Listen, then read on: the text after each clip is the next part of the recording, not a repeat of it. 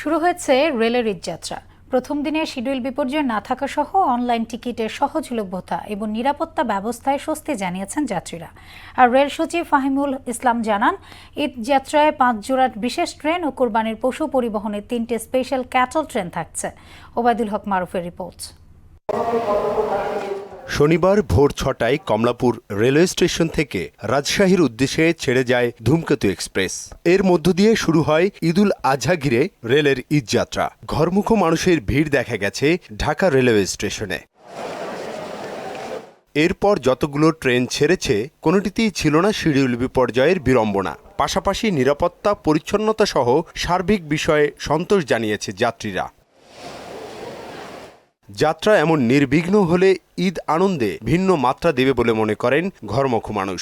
অন্যবারের মতো অত তেমন ভিড় নেই, এখন পর্যন্ত কোনো সমস্যায় পড়তে হয়নি। রেলযাত্রা ভালো, পরিষ্কার পরিচ্ছন্ন আছে, আশা করি টাইমেই ট্রেন আসবে। ভিড় নেই, আর পাশাপাশি আমরা অনলাইনে টিকিট নিছি, অসুবিধা হয়। বাড়িতে গিয়ে সালামি উঠাবো, পরে বোম কিনবো, ফাটাবো এগুলা। টিকিট অলরেডি 10 দিন আগে থেকে শেষ হয়ে যায়, আমি আসলে ওই সময় করতে পারি নাই, যার ফলে টিকিটটা আমি আসলে কিনতে পারি নাই। টিকিট নিয়ে এবার আমাদের তেমন কোনো সমস্যা পোহাতে হয়নি। এতদিন পর বাবা মার সাথে দেখা হবে, ছোট ভাই বোনরা আছে, সবার সাথে দেখা হবে, সেই জিনিসটা সব থেকে বেশি ভালো লাগে। ওই ব্যবস্থাটা যদি এরকম থাকে, এই রেলের সাথে আনন্দটা ভাগাভাগি করে নিতে পারবে। রেল স্টেশনের সার্বিক পরিস্থিতি পর্যবেক্ষণ শেষে এবারের পরিকল্পনা তুলে ধরেন রেল সচিব। আমাদের প্রস্তুতিও কিন্তু গতবারের তুলনায় আমরা আরো ভালোভাবে নিয়েছি।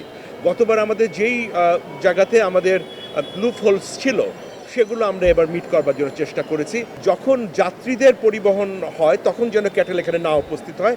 আমরা যতদূর সম্ভব রাত্রিবেলায় 3-4টের দিকে যেন ক্যাটেল স্পেশালগুলো এখানে পৌঁছায়, সেই ব্যবস্থাটা আমরা নিয়েছি।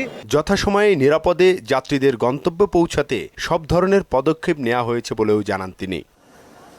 ঈদুল আজহাকে ঘিরে নারীর টানে বাড়ি ফেরারা এবার ঈদযাত্রায় সন্তোষ জানিয়েছেন।